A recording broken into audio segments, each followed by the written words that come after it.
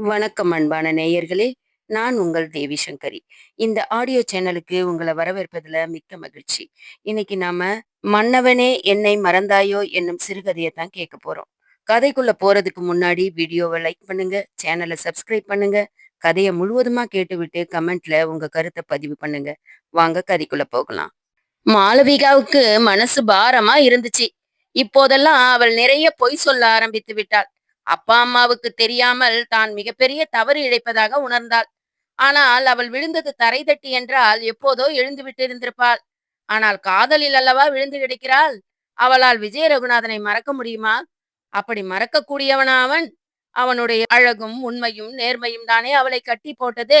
அவனுக்கும் அவளை பிடித்திருந்ததால் தானே இன்னும் அவளை காதலித்துக் கொண்டிருக்கிறான். மிகப்பெரிய பணக்காரன் அவன் என்றாலும் தன்னை திருமணம் செய்து கொள்வானா என்ற சந்தேகம் எழுந்தபோது அதை அவனிடம் கேட்க தயங்கியதும் அவள்தான். ஆனால் அவள் தயக்கத்தை முகபாவனையிலிருந்து தெரிந்து கொண்டவன், "என்ன மாளவிகா, என்மேல் சந்தேகம் அப்படித்தானே?" என்றான் அவன். மனம் திக்கென்று அடித்துக் கொண்டது.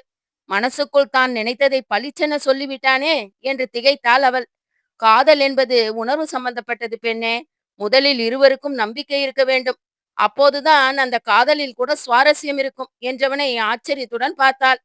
"உங்கள் மேல் நம்பிக்கை இல்லாமல் இல்லை விஜய். இப்படி எத்தனை நாட்கள் காதலித்துக் கொண்டே இருக்க முடியும்? திருமணம் செய்து கொள்ள வேண்டாமா? இருவர் வீட்டிலும் நிச்சயம் ஒத்துக்கொள்ள மாட்டார்கள் என்னும்போது எதற்காக நாட்களை கடத்த வேண்டும்?" என்றாள் இவள். "நம் இருவருக்கும் இடையே இருப்பது பெரும் சுவர் என்றா எண்ணுகிறாய்?" என்றான் அவன். "இன்னும் கொஞ்ச நாட்கள் பொறு மாளவிகா. அம்மாவிடம் பேசி சம்மதம் வாங்கி விடுகிறேன். சந்தர்ப்பம் அமைந்து விட்டால் போதும்" என்றான் அவன் வெகு சாதாரணமாக. ஆனால் அவளால் அவன் பேச்சை நம்ப முடியவில்லை. நம்பாமல் இருக்கவும் முடியவில்லை. மனம் தவித்த தவிப்பு அவள் மட்டுமே உணரக்கூடியதாய் இருந்தது. நாட்கள் வெகு வேகமாக ஓடிக்கொண்டிருந்தது. விஜயன் அவளுடன் சகஜமாக பேசி சிரித்தானே தவிர திருமணம் என்ற பேச்சையே எடுக்கவில்லை. அப்படி அவள் திருமணம் பற்றி பேச ஆரம்பித்தால், "நேரமாகிவிட்டது மாளவிகா, நாம் பிறகு சந்திக்கலாமே" என்று கூறி எழுந்து விடுவான். அவளுக்கு கண்களில் கண்ணீர் தேங்கி நிற்கும். அதை கண்டும் காணாதவன் போல் அவன் சென்று விடுவான். பெண் என்பவள் உணர்ச்சி பிழம்பின் பிம்பம் அல்லவா? இவன் ஏன் தன்னை புரிந்து கொள்ள மறுக்கிறான்? நெஞ்சுக்குள் அவன் உதாசீனம் நெருப்பாய் சுட்டது. அதை அவன் கவனித்திருக்க வேண்டும். அதனால்தான் அன்று அவளை அவன் அருகில் இருந்த கோவிலுக்கு அழைத்துச் சென்றான். அங்கு அவள் நெற்றியில் குங்குமமிட்டவன் தன் கழுத்தில் இருந்த தங்கச் சங்கிலியை கழற்றி அவளுக்கு போட்டு விட்டான். "என்மேல் நம்பிக்கை இல்லாமல் தானே உன் மனதை போட்டு அலைக்கழித்துக் கொண்டிருக்கிறாய்? இனி என்மேல் நம்பிக்கை பிறக்கும் அல்லவா" என்றவன் கைகளில் முகம் புதைத்து வெகுநேரம் அழுதாள். "விஜயன், உங்களைத் தவிர என்னால் வேறு யாரையும் வாழ்க்கை துணையாக ஏற்க முடியாது. அதனால்தான்" என்றவளை புன்னகையுடன் ஏறிட்டவன், "இதோ பார் மாளவிகா, நான் பிசினஸ் விஷயமாக வெளிநாடு போக வேண்டியுள்ளது. எனக்காக நீ காத்து கொண்டிருப்பாய் என்று எனக்கு தெரியும். நான் திரும்பி வருவேன், கலங்காதே கண்மணியே" என்றான். அவன் சொன்னது அதிர்ச்சியான செய்தி என்றாலும் தொழில் நிமித்தமாய் அவன் போய்த்தான் ஆக வேண்டும் இல்லையா? அதற்கு தான் தடையாக இருப்பது தவறு என்று எண்ணினாள் அவள். "தொழிலில் நீங்கள் முத்திரை பதிக்க என்னுடைய வாழ்த்துக்கள்" என்றாள் அவள். "என் வருங்கால மனைவியிடம் விடைபெறுகிறேன்" என்று புறப்பட்டான் விஜயன். அதுதான் அவள் அவனை கடைசியாக பார்த்தது. அப்படியே நினைவு நிகழ்கால நிதர்சனத்துக்கு வர வழிந்த கண்ணீரை துடைத்தாள் அவள். அவளுடன் வந்திருந்த மரகதத்திற்கு மாளவிகாவின் நிலை பரிதாபத்துக்குரியதாய் இருந்தது.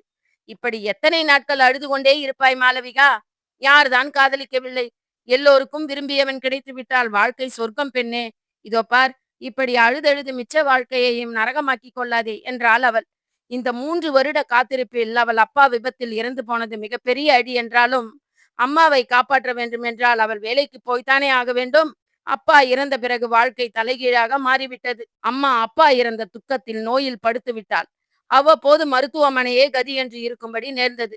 விஜயனின் நினைவை ஒதுக்க முடியாமல் பல நேரங்களில் கண்ணீரில் கரைந்திருக்கிறாள். வேலை விட்டு வீட்டுக்கு வந்து கொண்டிருந்தாள். நினைவு முழுக்க விஜயன் தான் இருந்தான். பஸ்ஸை விட்டு இறங்கி கொஞ்ச தூரம் நடந்திருப்பாள். ரகுவரன் அவள் பின்னால் வருவது தெரிந்தது. எத்தனையோ முறை சொல்லிவிட்டாள் அவனை திருமணம் செய்து கொள்ள விருப்பமில்லை என்று. ஆனால் அவன் தொடர்ந்து முயற்சிப்பதுதான் அவளுக்கு கோபத்தை உண்டாக்கியது. சட்டென நின்றாள். அவன்தான், "ஹலோ மாளவிகா, உங்களை பார்க்கத்தான் வீட்டிற்கு வந்து கொண்டிருக்கிறேன்" என்றான். "ஏன்?" என்றாள் ஒற்றை வார்த்தையில். "இதென்ன பேச்சு மாளவிகா? 3 வருடமாக வராத ஒருவனுக்காக காத்திருப்பது அபத்தமாக படவில்லையா உனக்கு?" என்றான். "அது என் சொந்த விஷயம். அது எதற்கு உங்களுக்கு? அவரும் நானும் மணந்து கொண்டாயிற்று. அடுத்தவன் மனைவிக்கு ஆசைப்படுவது தவறுதானே?" அதிர்ந்தான் அவன். "நீ பேசுவது நியாயமில்லாத பேச்சு என்று உனக்கே தெரியும்" என்றான் அவன். அவள் கழுத்தில் இருந்த அந்த செயினை எடுத்து காட்டினாள். எனக்கு இதுதான் தாலி. விஜயன் என் கழுத்தில் போட்டுவிட்டது என்றாலும் அவருக்காக காத்திருப்பதை நான் துன்பமாக எண்ணவில்லை. நிச்சயம் அவர் ஒரு நாள் வருவார் என்ற நம்பிக்கை எனக்கு இருக்கிறது. அதுவரை என்னை தொந்தரவு பண்ணாமல் போய்விடு என்றாள். அவன் சோகத்துடன் திரும்பி போவதை பார்த்தாள். மீண்டும் வீட்டை நோக்கி நடந்தாள். அம்மா மிகுந்த பலவீனத்துடன் படுத்திருந்தாள். என்னை நம்பாதே மாளவிகா. இன்னும் கொஞ்ச நாட்கள் உயிருடன் இருப்பதே அதிசயம் என்று நினைக்கிறேன். உனக்கு ஒரு கல்யாணத்தை பண்ணி பார்க்காம போய் விடுவேனோ என்றுதான் பயமாக இருக்கிறது என்றாள். அம்மாவுக்கு அவள் எதை சொல்லி புரிய வைப்பாள்? அவள் பேசுவதை கேட்க நெஞ்சே வெடித்து விடும் போல இருந்தது. தூரத்து சொந்தம் என்று சொல்லிக்கொள்ள மாமா என்று ஒருத்தர் மட்டுமே இருந்தார். அவர்தான் எப்போதாவது அம்மாவை பார்க்கவென்று வந்து போவார்.